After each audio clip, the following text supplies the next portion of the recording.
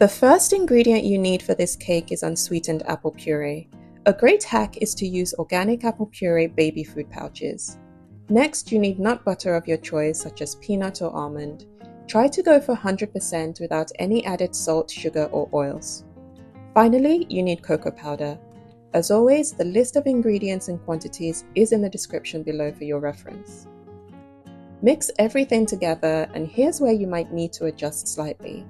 If you find that the mixture is a bit too stiff, which can happen depending on the consistency of your nut butter, you can add an extra tablespoon or two of apple puree. We're aiming for a batter that's thick but still easy to mix.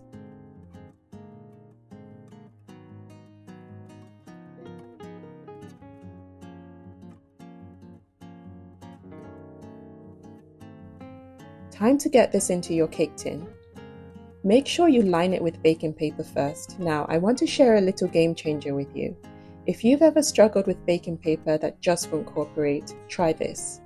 Scrunch it up into a ball, then run it under cold water until the paper starts to soften. Gently squeeze out the excess water, and suddenly you have this almost fabric-like material that drapes perfectly into your tin without tearing. It's honestly one of those simple tricks that makes such a difference. Smooth out the top of the cake batter, then pop it in a preheated oven at 180 degrees Celsius for 15 minutes. When it's done, it should feel firm when you gently touch the top. Leave it to cool completely, then you can absolutely stop there and you have your 3-ingredient cake. But if you're feeling a little extra, you can top it with some melted dark chocolate. I went for 85% dark chocolate, which is naturally a bit bitter with a hint of sweetness. And for a pop of color, a few pistachio nuts dotted on top. You could use any other type of nut or even some fresh berries.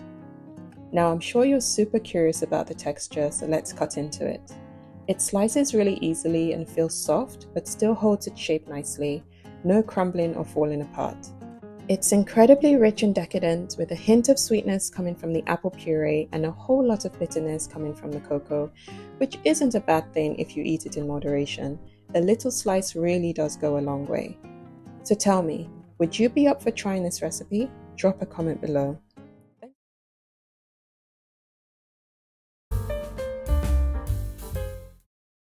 To make this raw vegan carrot cake, you're going to need 3 carrots, about medium sized, cut into large chunks. You'll also need 3/4 cups of sultanas, which I've soaked for a couple of hours.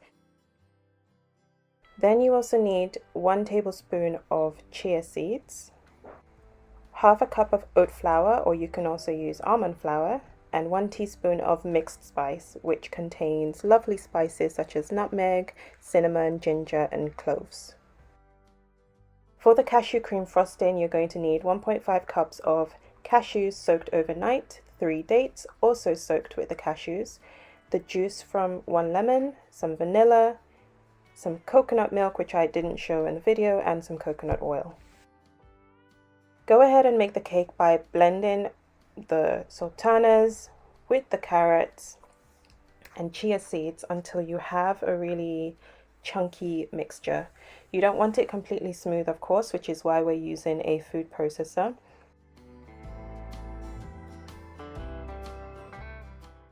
In my previous video from last week, I made a smash cake recipe for my daughter's upcoming first birthday, and now after making this, I'm thinking of doing this instead. It's raw, it's vegan, it's delicious, even tastes a little bit sweeter than the cake from last week. So I don't know, I'm kind of torn. Might use this one, might use the one I made last week, we'll see. Once all the cake ingredients are blended, you want to transfer it into a bowl. Now it's going to be quite wet. The carrots are going to produce a lot of liquid, so you want to squeeze all of that liquid out as much as you can, and so you're left with a sort of semi-dry mixture. Now we're going to make it even drier by adding our oat flour. You can also use almond flour, and this is what will give the carrot cake more of a cakey consistency, so it won't be too sort of like mushy, which is not what we want for this cake. So go ahead and mix in the oat flour with the mixture until everything is properly incorporated, and then you want to add your mixed spice, and that will give it some lovely aromatic flavors as well.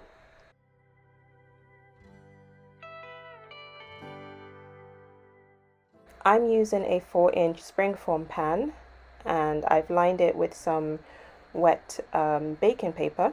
And then just go ahead and scoop the mixture straight in there and press it down as much as you can, and then you can keep this in the fridge while we work on the cashew cream frosting.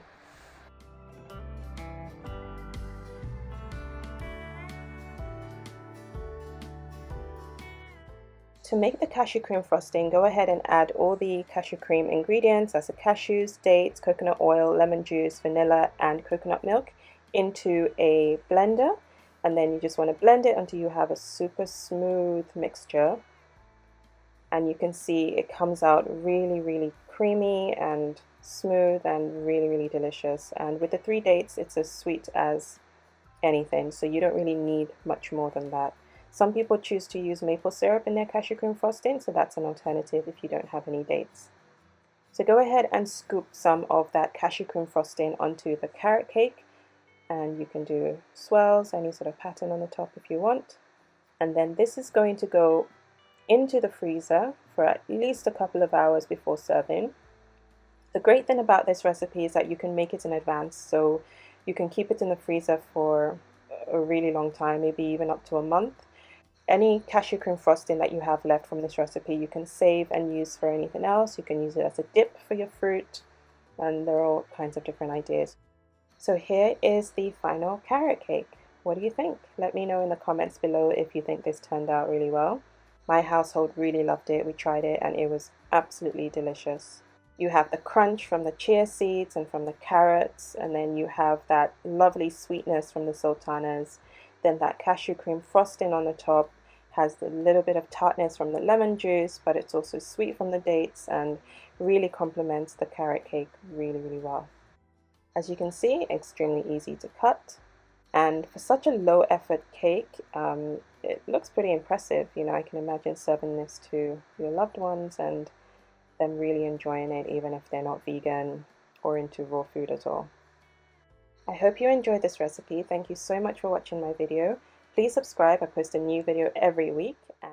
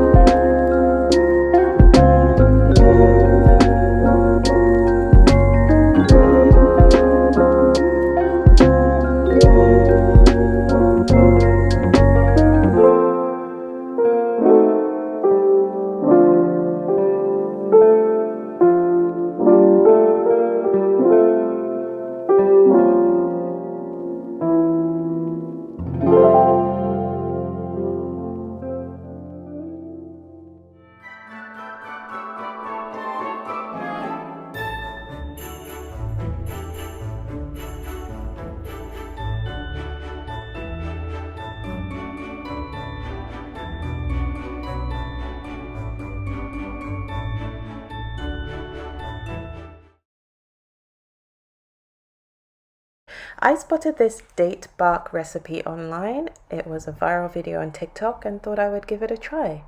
So you need some pitted dates. Here I have some medjool dates, which are lovely and soft and caramel-like. And you just want to go ahead and arrange them on a piece of parchment paper. You could do this on a baking tray. And so you just line them up, and you can use something to flatten them if you wish, but these were so soft that I didn't really need to do much to get them nice and flat.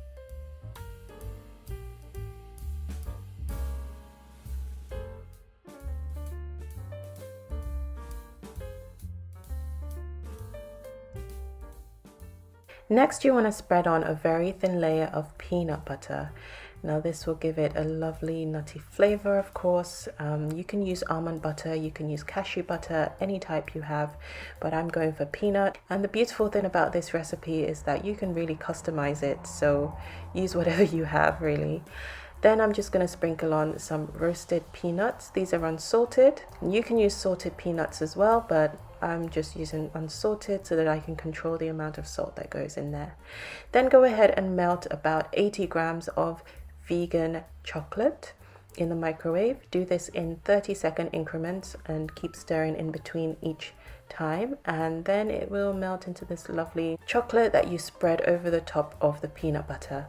Now I realized that 80 grams of chocolate was not enough for this, so I went ahead and melted another 80 grams, so I used 160 grams in total. So go ahead and just spread it over the top, filling in any gaps that you see as best as you can. When this sets, it's going to be one large bark, so you want to make sure you're using enough chocolate to sort of cover everything completely.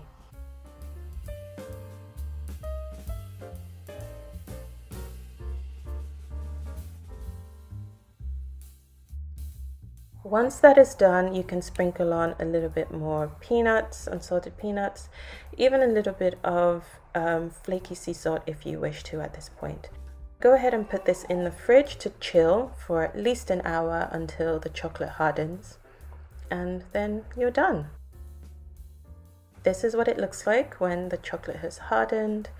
As you can see, it's all holding together very, very well. Now the flavor of this is like a Snickers bar, honestly. I mean, you've got the caramel flavor from the dates, you have the lovely peanut butter and the unsalted roasted peanuts as well. And then you have the chocolate, of course. But you can just break it up into pieces like so and enjoy it as a little snack. Or this would also make a really lovely gift. You can bag them up in some cellophane, put some ribbon around it and gift it to someone.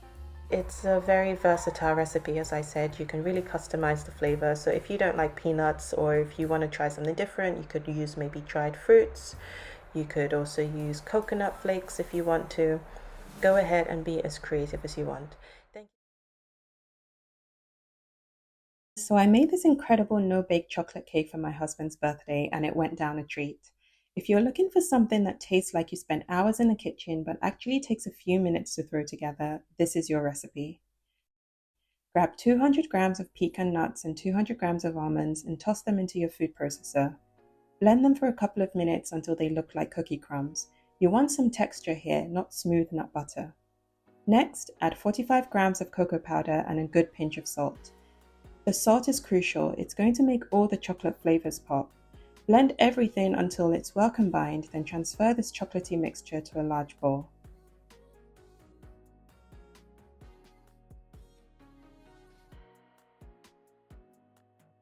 Now for the dates. In the same food processor, add about 18 pitted medjool dates. Medjool dates are absolute gold for recipes like this. They're called the king of dates because they're naturally soft, sticky, and have this incredible caramel-like sweetness. If you've only got regular dates, just soak them in warm water for 10 minutes first to soften them up. Blend the dates until you've got a thick, gooey paste. It should look almost like toffee. Transfer that to another bowl and loosen it up with about half a cup of warm water. This makes it so much easier to incorporate with everything else. Now add a teaspoon of vanilla bean paste and 90 grams of melted 70% dark chocolate. I just popped mine in the microwave in 30-second bursts, stirring between each one. Here's the thing about the chocolate. If you want to keep this completely refined sugar-free, you can absolutely skip it. but I love what it brings to this recipe. It adds this luxurious richness and acts like natural glue to help everything stick together really well. Mix all your wet ingredients together, then add this mixture to your dry ingredients. Gently fold everything together until you've got a firm dough that holds together when you squeeze it. If it feels a bit too wet, just add a handful more ground nuts. If it's too dry, add a splash of water.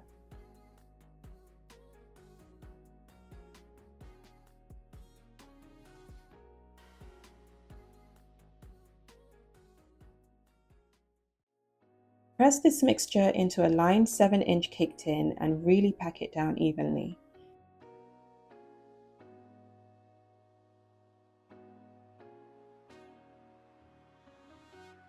Smooth out the top as best you can, then pop it in the fridge for at least 2 hours.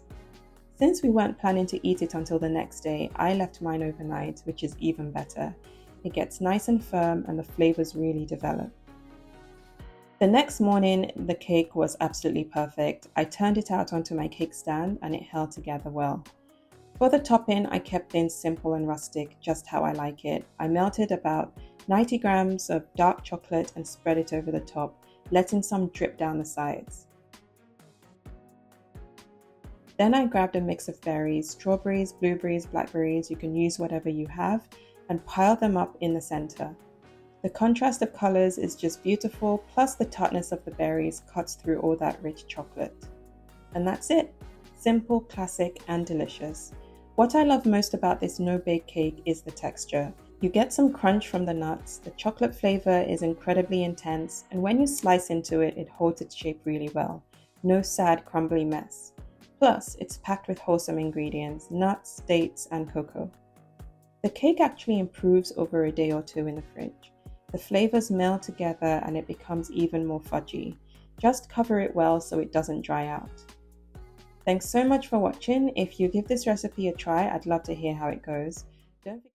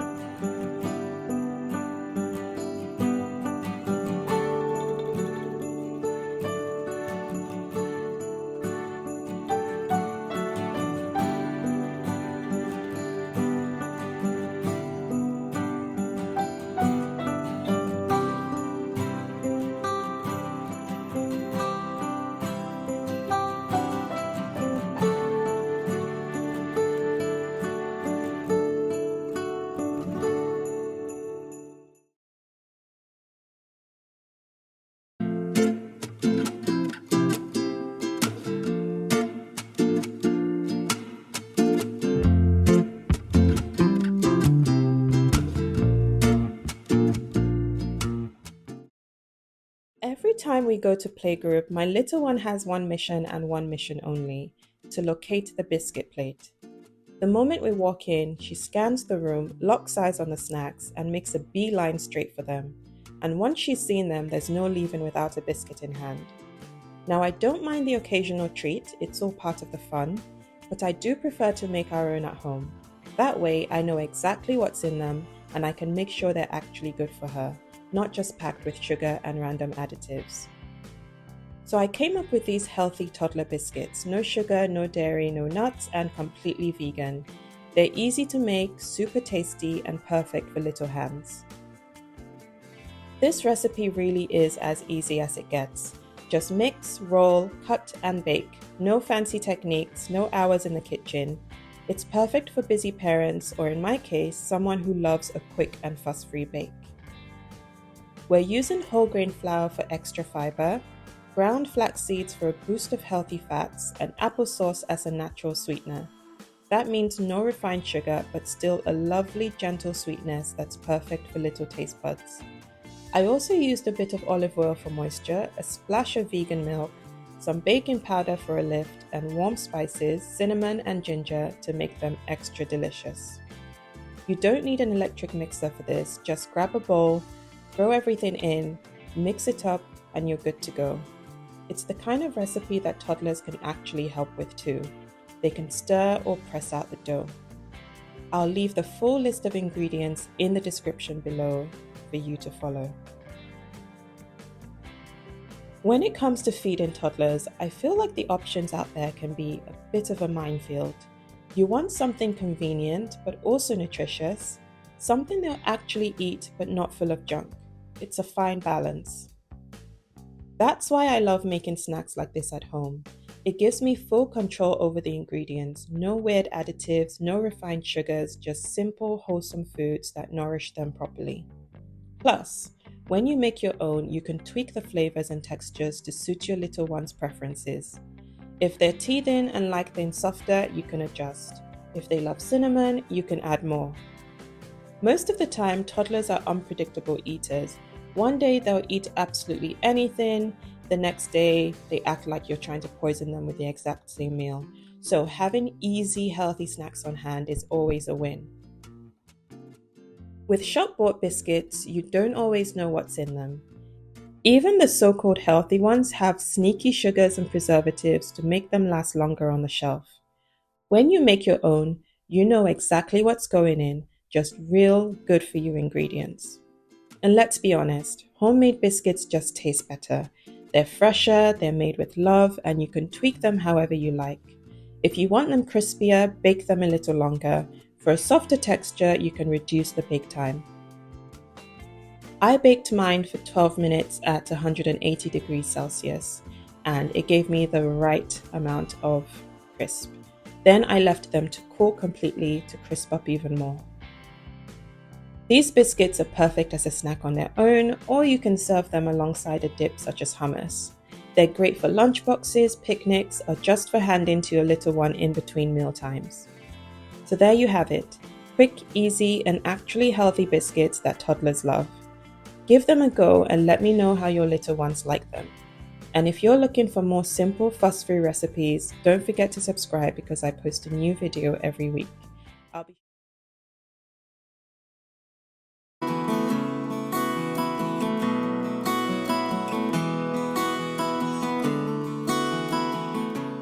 Last week I shared a video on how to make pumpkin puree from scratch.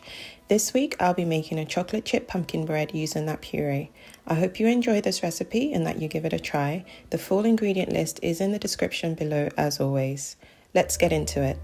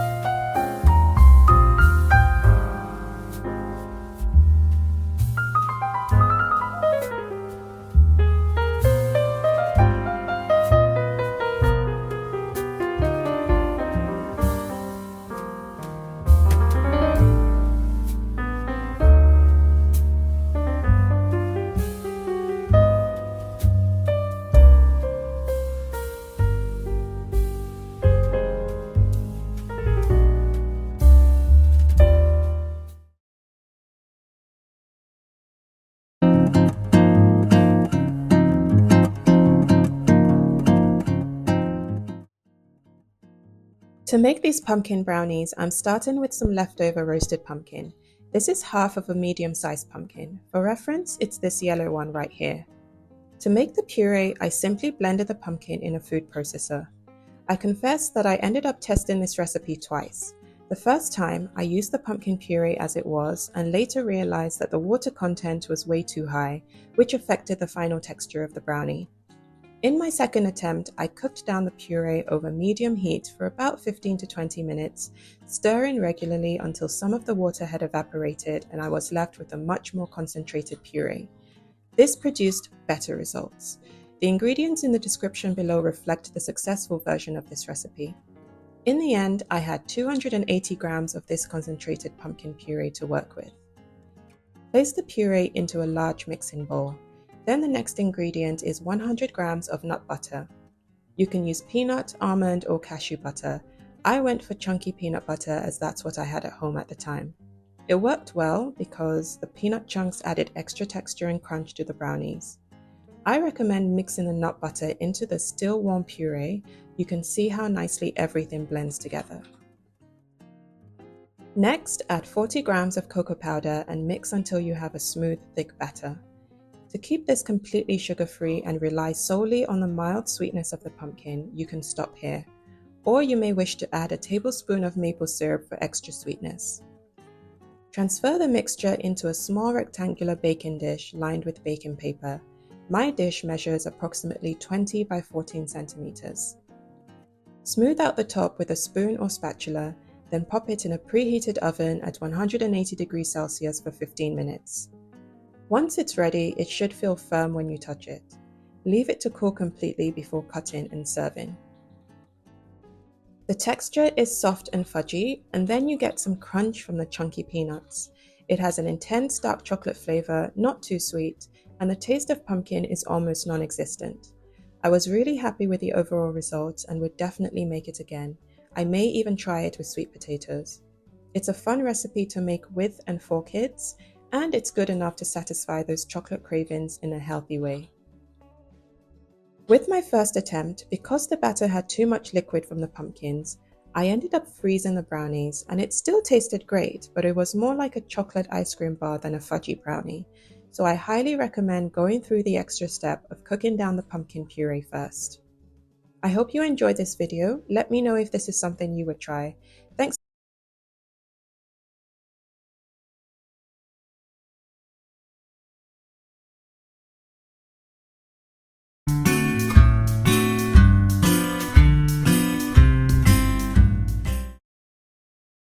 To make this super easy vegan chocolate fudge, you'll need 400 grams of dark chocolate, either chips or bars broken down into small pieces like this. Then you'll need 150 grams of smooth almond butter. This is optional, but you can add a pinch of salt to balance out the sweetness of the chocolate. Then you'll need 50 grams of roasted chopped pistachios and 50 grams of dried cranberries. First, melt the chocolate in the microwave in 30-second bursts, which means warming it for 30 seconds, taking it out to give it a stir, then popping it back in for another 30 seconds, and repeating the process until all the chocolate is melted. Your almond butter should be at room temperature, but if you forget and it's straight out of the fridge, you can warm it up a little so that it becomes runny. Add the almond butter to the chocolate and mix well to combine. Add the salt, cranberries, and pistachios. Mix everything together. I haven't added any extra sugar to this fudge because the chocolate already contains some sugar, and that's enough for me. But if you have a very sweet tooth, you can add a couple tablespoons of maple syrup. Grab a rectangular dish and pour the fudge mixture in. Can you spot the mistake I made here? I definitely should have lined it with some baking paper first to make it easy to take out once it's set, but I totally forgot and remembered too late. So when you make this, please remember to put some baking paper at the bottom of the dish. Shake and tap the dish on the counter to even out the top of the fudge. For an extra festive touch, you can sprinkle some more dried cranberries and chopped pistachios on top. The red cranberries look like little shiny jewels, contrasting beautifully with the bright green of the pistachios. Pop it in the fridge for at least 2 hours until it sets completely. Once it's ready, use a knife to cut the fudge into squares. I've gone for larger squares, but since this fudge is so rich, you could easily cut it into bite-sized pieces.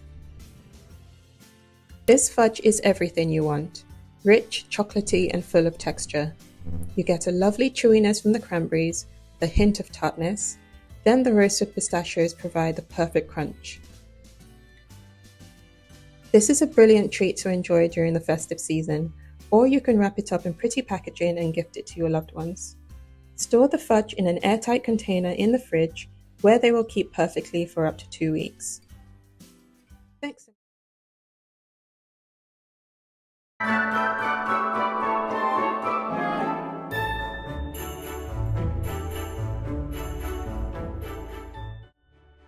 To make these no-bake Christmas pudding bites, you'll need to add to your food processor 200 grams of soft-pitted dates, 200 grams of whole almonds or any other nut of your choice, 100 grams of mixed dried fruit.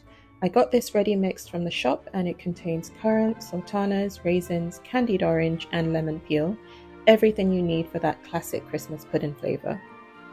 You'll also need to spice things up with a teaspoon each of ground allspice, cinnamon and ground ginger, a quarter teaspoon of salt, the zest of 1 lemon and the zest of 1 orange. As always, the full ingredient list is in the description below.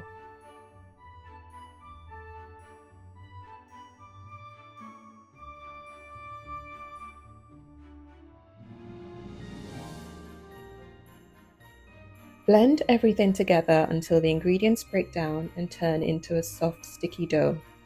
This may take a few minutes, and I recommend stopping the processor every so often and scraping down the sides to make sure that everything blends evenly. Once you've reached this cohesive, sticky consistency, take out the blade of the food processor, and then it's time to scoop out little portions of the mixture and use your clean hands to roll them into bite-sized balls.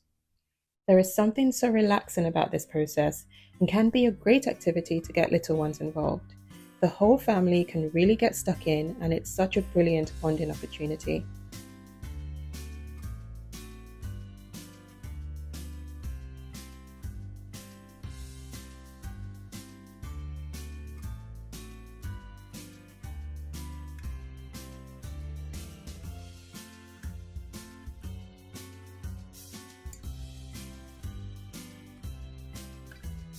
Once you're done, you can pop them in the fridge for 10 to 15 minutes to firm up. To decorate, I used 40 grams of vegan white chocolate, which I melted down in the microwave in 15-second bursts, stirring between each burst until it was just melted. Top each Christmas pudding bite with a small drizzle of white chocolate, and it's okay if they come down the sides.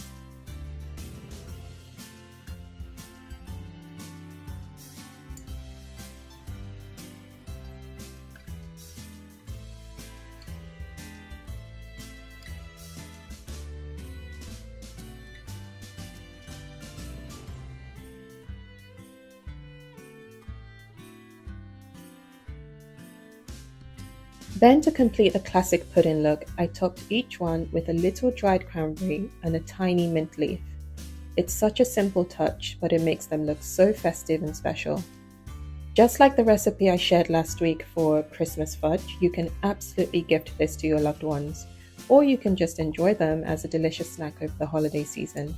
They are sweet, spiced, and packed with all the nostalgic flavors of a Christmas pudding, plus extremely easy to make and kid-friendly.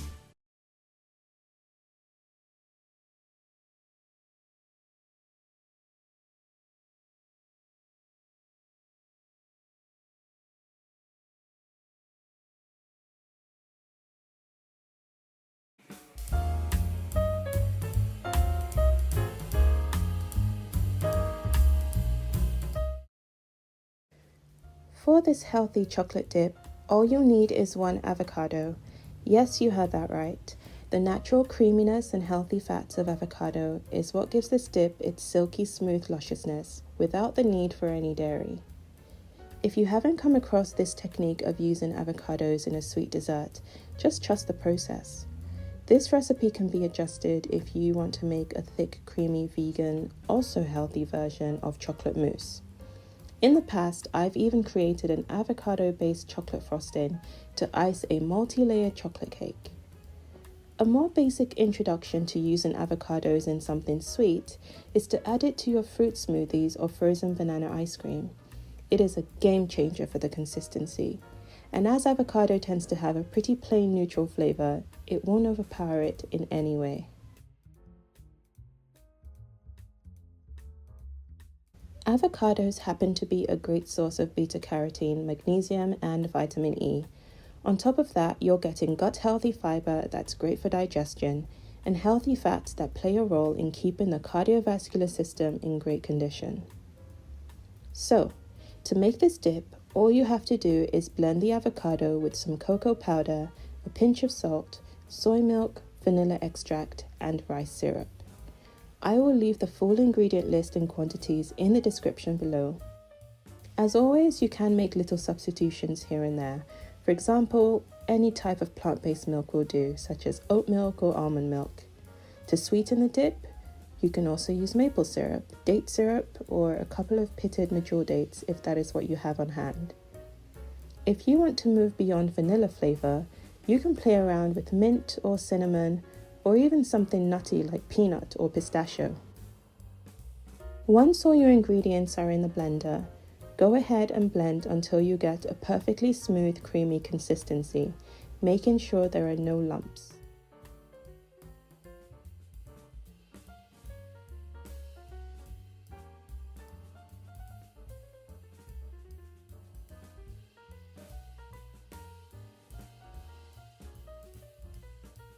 I served my dip with some dark chocolate shavings and alongside some dippable snacks such as fresh fruit, pretzels, and crackers.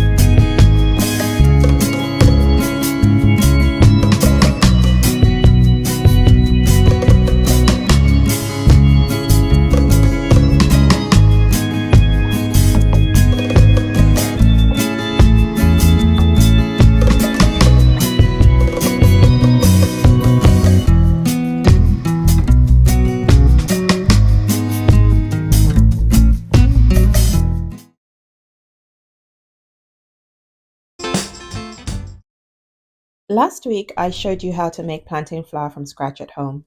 I'll leave a link below if you want to check it out. You can also find plantain flour at most international grocery stores these days. Today, I'm showing you how you can make nutrient-packed biscuits with this flour, great for toddlers and adults alike. Add 1 cup of plantain flour to a large bowl, then add 1 flax egg, which is just a combination of 1 tablespoon of ground flaxseed and 3 tablespoons of water, which you leave to sit for 5 minutes. Next, add unsweetened applesauce. The source of fat in these cookies comes from room temperature nut butter. I would recommend unsalted peanut butter as the flavor complements the plantain perfectly. But you can also use almond butter or cashew butter. For a nut-free version, you can use sunflower seed butter, or even plain extra virgin olive oil would work in this. Add a pinch of salt and half a teaspoon of baking powder. This is totally optional, but you can also add some maple syrup for extra sweetness, but leave it out if you want the biscuits to be completely sugar-free. Mix everything together, and if it looks or feels too crumbly, you can add a couple tablespoons of dairy-free milk. The dough should come together and hold its shape when you press it between your fingers.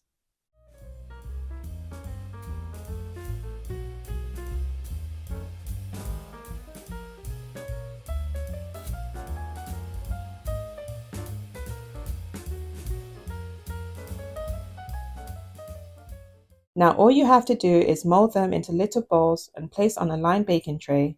This dough makes about 12 to 14 medium biscuits.